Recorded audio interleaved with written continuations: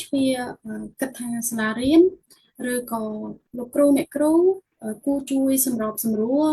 ឬក៏បំពេញបន្ថែមចំណុចណាខ្លះដើម្បី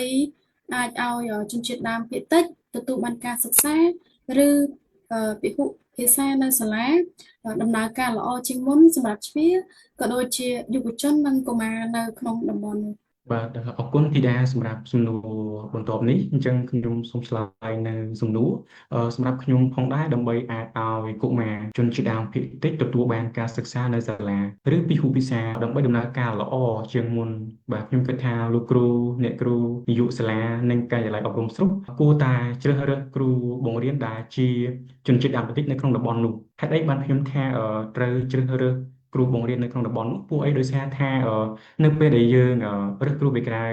ខាងខេត្តផ្សេងអញ្ចឹងគាត់ពិបាកសម្របសម្រួលខ្លួនទៅនឹងវប្បធម៌ប្រពៃណីរបស់យើងដូចជាការបង្រៀនកុមារទូចដែលជាជនជាតិដើមភាគតិចហ្នឹងគឺអឺនេះអត់សូវស៊ីចង្វាក់គ្នាបាទអញ្ចឹងបើសិនជាគាត់ជ្រើសរើសគ្រូបង្រៀនដែលជាជនជាតិដើមភាគតិចមកហើយ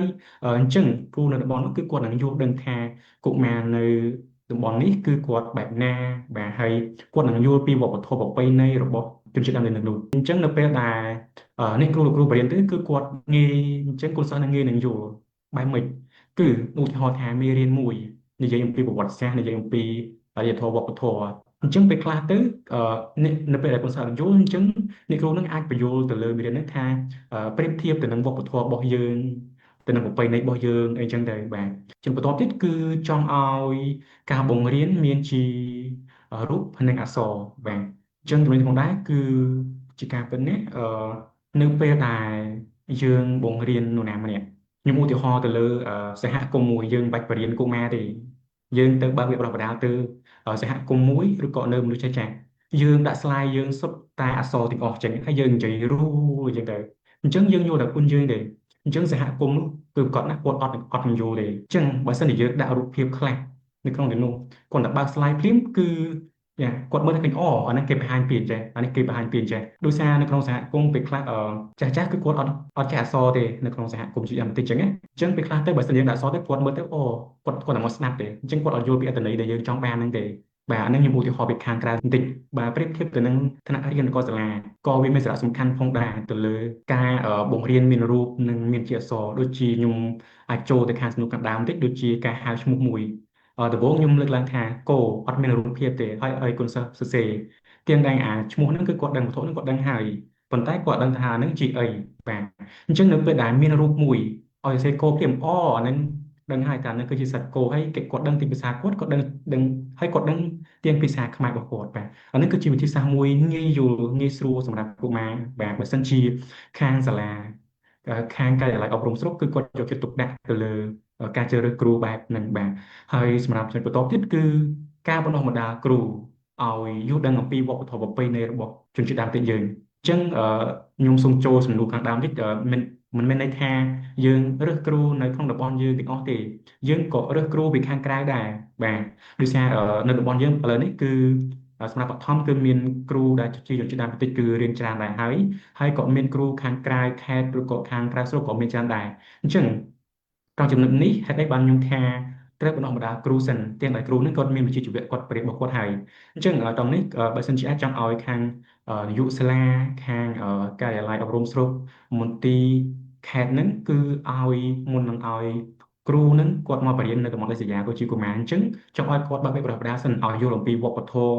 ដូចជាមូលដ្ឋាននៃការបរៀនឲ្យកុមារងាយស្រួលក្នុងការទំនាក់ទំនងហើយកុំឲ្យកុមារភ័យបាទអញ្ចឹងនៅពេលដែលយើងបើកវគ្គបណ្ដុះបណ្ដាលនិយាយអំពីវិជ្ជាជីវៈក៏ដូចជាការរស់នៅអញ្ចឹងអឺលោកគ្រូអ្នកគ្រូគឺគាត់តែងាយយល់បាទថាការរស់នៅជាមួយនឹងកុមារជាឆ្នាំតិចគឺបែបហ្នឹងការបរិញ្ញាគឺបែបហ្នឹងអញ្ចឹងគឺគាត់ដឹងហើយថានៅពេលគាត់បរិញ្ញាគឺគាត់ប្រើប្រាស់វិធីសាស្ត្របែបណាខ្លះដើម្បីឲ្យកុមារក៏ដូចជាយុវជនជាជំនិតគឺគាត់ងាយយល់បាទអញ្ចឹងសម្រាប់ជំនិតគឺសំខាន់មែនទែនបាទហើយសម្រាប់ជំនិតបន្ទាប់ទៀតគឺបង្កើតជាសៀវភៅអប់រំពិហុភាសានិងមានសម្ភារៈសិក្សាសមរម្យដូចជាសៀវភៅឬឯកសារដែលងាយស្រួលយល់សម្រាប់កុមារអញ្ចឹងត្រង់ចំណុចនេះគឺក៏សំខាន់ដែរបាទដោយសារពីថ្នាក់មត្តេយ្យពីថ្នាក់ទី1គឺគិតថាអត់សូវមានអក្សរច្រើនទេបាទអត់សូវមានអក្សរច្រើនទេអញ្ចឹងបើសិនជាយើងមានរូបមានអីឲ្យគាត់ងាយយល់ក៏ដោយសារតែ នៅថ្នាក់មន្ត្រីបើឃើញថាការបរៀនដំបូងគឺគេអត់រៀនអក្សរទេគេរៀនឲ្យស្គាល់ពីសត្វឲ្យស្គាល់ពីឈ្មោះអីមួយសិនបាទអញ្ចឹងអានេះក៏ជាកត្តាសំខាន់មួយដែរបើសិនជាមានការបង្កើតជាសៀវភៅអប់រំពីរោគភាសាបាទរូបភាសានិងសម្ភារៈសិក្សាសមរម្យក៏ដូចជាសៀវភៅឬឯកសារដែលងាយស្រួលដល់កុមារហ្នឹងគាត់ងាយមើលងាយអានហើយងាយស្គាល់ពីទៅលើអត្ថន័យនៃពាក្យឬក៏នៃរូបឬក៏វត្ថុនោះបាទអញ្ចឹងហើយបន្ទាប់ទៀតគឺផ្ដល់ថ្នាក់ជំនួយក្នុងភាសាខ្មែរហេតុអីបានខ្ញុំថាផ្ដល់ថ្នាក់ជំនួយក្នុងភាសាខ្មែរទាំងដែលរាល់ថ្ងៃនេះនៅក្នុងសាលារដ្ឋគឺគេបរៀនខ្មែរហើយបាទអញ្ចឹងត្រង់នេះគឺចង់និយាយថាអឺផ្ដល់ថ្នាក់ជំនួយក្នុងភាសាខ្មែរហ្នឹងទៅលើកុមារជនជាតិដើមភាគតិចដែលគាត់រៀនយឺតអញ្ចឹងពេលខ្លះទៅអាការផ្ដល់ថ្នាក់ជំនួយហ្នឹងគឺកាន់តែធ្វើឲ្យកុមារហ្នឹងគឺគាត់យល់ដឹងបន្ថែមទៀតទាក់ទងទៅនឹងការបរៀនទាក់ទងទៅនឹងអត្ថន័យនៃពាក្យមួយដែលអ្នកគ្រូកំពុងតែបរៀនអីចឹងទៅដល់ពួកគាត់បាទហើយសម្រាប់ចំណុចបន្ទាប់ទៀតគឺបង្កើតបរិយាកាសគោរពគ្នាឬក៏មិនរើសអើងដើម្បីឲ្យកុមារមានប្រតិភិបក្នុងការរៀនបាទអញ្ចឹងចំណុចនេះគឺខ្ញុំសូមចូលទៅដល់ចំណុចទី3ទាក់ទងទៅនឹងការបណ្ដុះបណ្ដាលគ្រូឬក៏វប្បធម៌អំពីប្រពៃណីបាទអញ្ចឹងនៅកន្លែងមានន័យថានៅពេលដែលកុមារចូលរៀនគឺមានលាយគ្នាហើយមានទាំងខ្មែរមានទាំងកុមារជនជាតិដើមភាគតិចអញ្ចឹងទៅអញ្ចឹងពួកគាត់អាចថាដំបូងគឺពួកគាត់នេះរើសអើងគ្នាឬក៏និយាយអត់ចូលគ្នាអញ្ចឹងណាប៉ុន្តែអឺអ្នកគ្រូលោកគ្រូដែលគាត់បានបណ្ដុះបណ្ដាលអឺវិជ្ជាជីវៈឬជីវវប្បធម៌ពេលនេះគឺគាត់នឹងសម្របសម្រួលឲ្យក្មេងៗនេះចេះស្រឡាញ់គ្នាហើយបាទចេះយើងបែបនេះយើងអត់ត្រូវអានគ្នាទេបាទអានេះក៏ជាកត្តាមួយដែរបាទជំរុញឲ្យអ្នកគ្រូសម្របសម្រួលដើម្បីថាគោរពគ្នានិងមិនរើសអើងគ្នាដើម្បីឲ្យកុមារហ្នឹងមានសុវត្ថិភាពក្នុងការរៀនបាទអញ្ចឹងនេះគឺជាកត្តាសំខាន់មួយក្នុងការបង្កើតបរិយាកាសនិងមិនរើសអើងគ្នាបាទអញ្ចឹងនៅពេលអញ្ចឹងទៅគឺគាត់កាន់តែមានទំនុកចិត្តទៀតហើយនៅពេលដែលយើងរៀនភាសាពីរបាទនៅពេលយើងរៀនភាសាពីរជាភាសាខ្មែរហ្នឹងបាទអញ្ចឹងចំណុចបន្ទាប់ទៀតគឺបង្កើតបណ្ណាល័យមួយសម្រាប់ជនជាតិដើមភាគតិចដោយឡែកមកដោយឡែកដែលមានរួមបញ្ចូលទាក់ទងទៅនឹងសៀវភៅជនជាតិដើមភាគតិចវប្បធម៌ប្រពៃណីរបស់គាត់ដើម្បីងាយស្រួលនិងមានទំនុកចិត្តក្នុងការសិក្សារៀនសូត្រដោយគ្មានសម្ពាធពីមជ្ឈដ្ឋានខាងក្រៅបាទហេតុអីបានខ្ញុំលើកយកនៅត្រង់ចំណុចហ្នឹងពេលខ្លះភាគច្រើននៅក្នុងសហគមន៍របស់ពួកខ្ញុំគឺអត់មានបណ្ណាល័យទេហើយក៏